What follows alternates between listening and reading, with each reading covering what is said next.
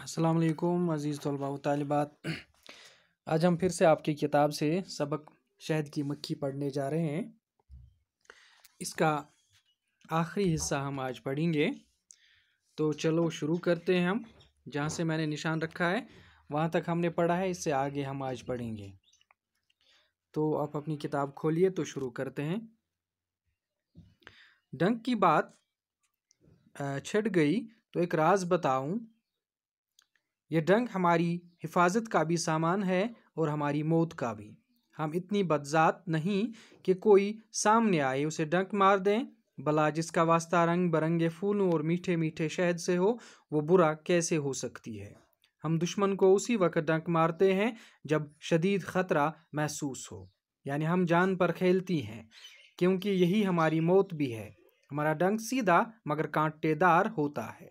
कांटा दुश्मन के जिस्म में अंदर तक चुभ जाता है। हम उसे निकालने के लिए जोर लगाती हैं, उससे हमारे अंदर के अज़ा टूट जाते हैं और हमारी मौत हो जाती है। रानी माँ की तो बात अलग है, उसका डंक मुड़ा हुआ मगर कांटों के बगैर होता है। वो एक नहीं कई बार डंक मार सकती है, उसे उसकी जान को कोई खतरा नहीं होता। आखिर रानी जो ठहरी। भला छोड़ो ये दुश्मन डंक और मौत की बात, कुछ और बात करें। हमारी ज़िंदगी बड़ी मुख्तसर होती है, लेकिन हम अपने काम से काम रखती हैं। हम इसी में खुश हैं। वैसे हम रक्स में भी माहिर हैं। बात तो नहीं कर सकती, नाच कर ही जिस्म की हरकतों से अपनी बहनों को आगाह करती हैं। मसलन अगर फूलों का बाग छत्ते के करीब हो तो हम रस लेकर छत्ते के पास एक खास किस्म का रक्स करती हैं। अगर फूल छत्ते से दूर हों तो फिर पेट को हिला हिला कर दूसरी किस्म का रक्स करती हैं। उससे मक्खियों को फूलों की दूरी और सिमत का पता चलता है। ये बात 100 साल पहले 1900 ईस्वी में ऑस्ट्रेलिया के एक साइंसदान को मालूम हुई थी। उसका नाम था कार्ल वान फ्रिज। अब बहुत देर हो चुकी है, फूलों का बाग दूर है। आप शहद का लुत्फ लीजिए, मैं ज़रा रस की थैली भर रहा हूँ। हाँ तो बच्चों, हम शहद की मक्खी नाम का ये सबक पढ़ रहे हैं। इसके हमने 2 से पढ़े। तो जैसा कि आपको पता है कि पहले 2 हिस्सों में हमने पढ़ा कि शहद की मक्खी हमें अपनी दास्तान सुना रही है। वो हमें बता रही है कि मैं एक ऐसी चीज़ जो है पैदा कर देती हूँ, ऐसी चीज़ वजूद में ले आती हूँ जो कि एक मफीद सबके लिए फ़ायदेमंद है। चाहे लोग मुझे पसंद करें या न करें, मगर मुझसे जो चीज़ पैदा हो जाती है उस चीज़ को सभी लोग पसंद करते हैं और हाथों हाथ ले लेते हैं। शहद का एक कतरा बनाने के लिए मुझे 12 फूलों का रस लेना पड़ता है। 200 से 300 फूलों का रस जमा करना पड़ता है, तब जाके शहद का एक कतरा वजूद में आ जाता है। तो अकेले मैं ये काम नहीं कर पाती हूँ और मेरे साथ मेरी बस्ती के बाकी सारी मक्खियाँ भी होती हैं, जो कि हमारी तादाद हज़ारों में होती हैं और हम इस छत्ते या हमारी बस्ती में रहती हैं। तो हमारे इस छत्ते में हम 3 किस्म की मक्खियाँ रहती हैं। पहले इस बस्ती की मलिका होती है, रानी मक्खी, और उसके बाद नर मक्खियाँ और हम काम करने वाली मक्खियाँ। तो मलिका जो होती है उसका हम ख्याल बड़ा रखते हैं, उसकी ग़िज़ा का हम ख्याल रखते हैं, क्योंकि मलिका जो है हमारे छत्ते की माँ होती है। वो अंडे देती है, एक दिन में वो तकरीबन 1500 अंडे दे सकती है। तो इसीलिए उसका जिस्म बाकी मक्खियों के मुकाबले में बड़ा और लंबा होता है और उसके जबड़ों में दांत भी होते हैं मगर उसके बच्चों में ये दांत वगैरह नहीं होते हैं। और मलिका की उम्र जो है हमसे ज़्यादा होती है, तकरीबन वो 2 से 3 साल तक ज़िंदा रहती है। तो काम करने वाली ये जो मक्खियाँ हैं, ये हमारी तादाद इस बस्ती में ज़्यादा होती है। हम घर को बनाते हैं, छत्ते को बनाते हैं, इसको ठीक ठाक रखते हैं, सफाई सुथराई का हम बड़ा ख्याल रखती हैं। बड़ी हुनरमंदी से हम इस छत्ते को बनाते हैं और हमारे अंदर एक मोम सा होता है, एक लुआब सा होता है, तो हम उस बस्ती में वो उस छत्ते में लगा देते हैं, जिससे ये हमारा छत्ता पुख्ता और तैयार हो जाता है। तो इसके हम छोटे छोटे खाने बनाते हैं, उन खानों में हम शहद को जमा करते हैं। तो इन्हीं खानों में फिर ये कुछ जो बाद ये मलिका होती हैं अंडे भी दे देती हैं, और फिर इनसे वो नवज़ायदा मक्खियाँ निकल आती हैं। तो इनको हम पालते पोसते हैं, उन नवज़ायदा मक्खियों को, उनका हम ख्याल रखते हैं, और रानी मक्खी का भी हम ख्याल रखते हैं। तो उस रानी मक्खी का एक ही काम होता है अंडे देना, बाकी उसका कोई काम नहीं होता है। फिर उन अंडों के लिए मुनासिब गर्मी का इंतज़ाम हम ही रखते हैं, और अगर कभी गर्मी ज़्यादा हो जाती है तो हम ठंडी जो है ठंड का भी इंतज़ाम वगैरह करते हैं। हम अपने पर जो हैं झुला झुला के ठंडक का इंतज़ाम करते हैं। तो फिर 3 दिनों के बाद इन अंडों से ये बच्चे निकल आते हैं, छोटी छोटी मक्खियाँ निकल आती हैं। फिर इनको हमें खिलाना पड़ता है दिन में कई बार। तो इन 3 हफ्तों में हमें बड़ा मसरूफ़ रहना पड़ता है। घर को साफ़ करते हैं, रानी माँ को खिलाते हैं, नन्ही मक्खियों को खिलाते हैं, दर्जे हरारत को जो है दरमियान में रखना पड़ता है, फूलों का रस जमा करना पड़ता है, उसे पानी को भाप या बुखारात की सूरत में खारिज करना पड़ता है। फिर शहद बनाने की ज़िम्मेदारी भी हमारी ही होती है। तो ये हमने पढ़ा।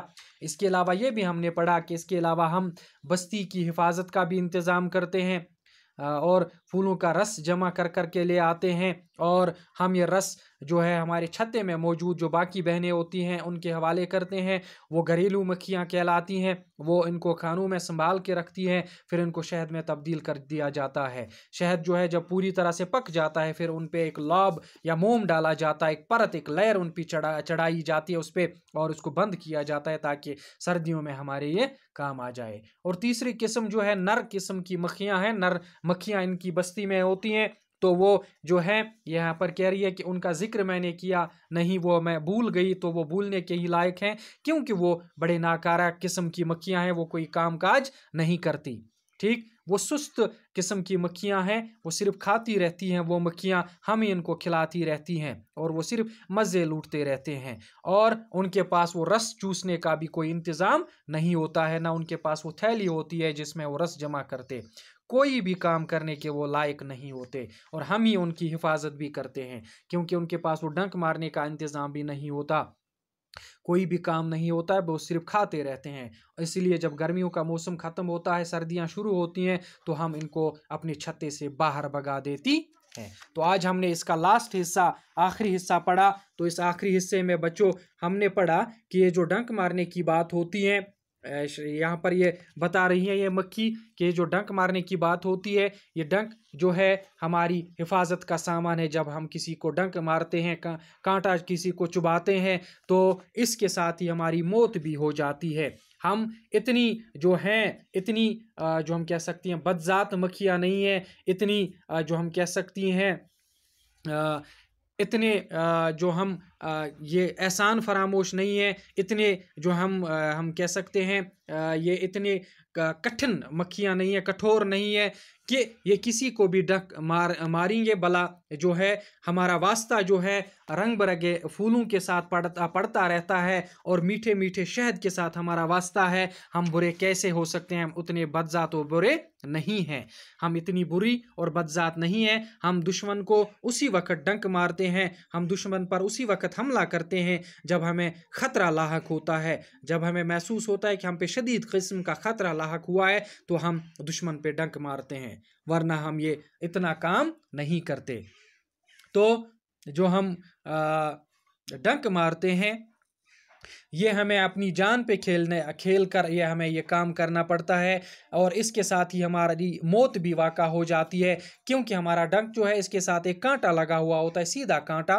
तो कांटा जो है हमारे दुश्मन के जिस्म में घुस जाता है, चुभ जाता है, तो हम उसको निकालने की भरपूर कोशिश करते हैं, हम इसको निकालने की भरपूर कोशिश करते हैं, मगर उसके निकालने के दौरान, इस कोशिश के दौरान हमारे जिस्म के अंदर कुछ पार्ट्स टूट जाते हैं, कुछ पार्ट्स टूट जाते हैं, जिससे हमारी मौत वाक़ा हो जाती है। मगर जो हमारी रानी मक्खी होती है उसकी अलग बात है, उसकी अलग बात है, उसके डंक मारने का तरीका अलग है। उसका डंक जो है वो मुड़ा हुआ होता है, थोड़ा टेढ़ा होता है, मगर उसमें कांटे वगैरह हमारी तरह नहीं होते हैं, और वो कई बार एक दुश्मन को डस सकती है, डंक सकती है, डंक मार सकती है।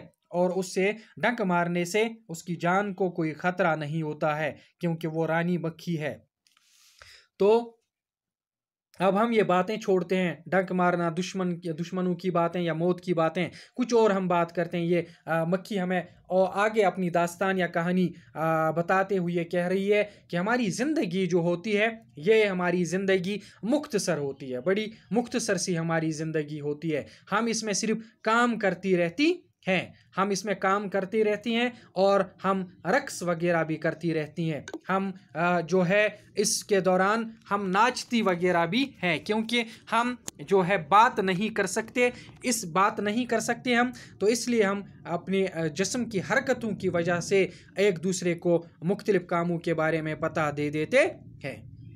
मसलन अगर फूलों का बाग जो है, अगर फूल जो है छत्ते के करीब वाक़ा हों, अगर फूल हमारे घर या हमारे छत्ते के करीब वाक़ा हों, तो हम जो है जब रस ले के इस छत्ते के पास चले जाते हैं तो ख़ास किस्म का नाच हम दिखाते हैं, ख़ास किस्म का रक्स हम करते हैं, ख़ास जो है तरीके से, एक अलग तरीके से अपने जिस्म को हिलाती हैं हम।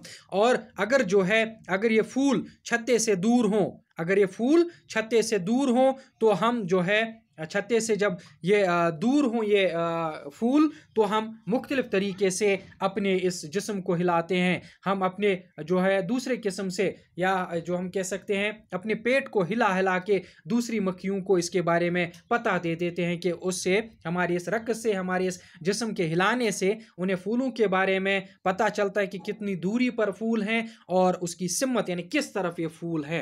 ये बात जो है, ये बात आज से तकरीबन 100 साल पहले 1900 ईस्वी में एक ऑस्ट्रेलिया के साइंसदान कार्ल वान फ्रिज ने बताई कि जो हम कह सकते हैं, उसने ये बात हमारे बारे में बताई कि हम किस तरह से एक दूसरे को फूलों के बारे में पता दे देती हैं। तो अब ये बता रही हैं कि अब बहुत देर हो चुकी है, मैं फूलों के बाग की तरफ जा रही हूँ, आप शहद का लुत्फ़ उठाए और मैं फूलों का रस लेके आती हूँ।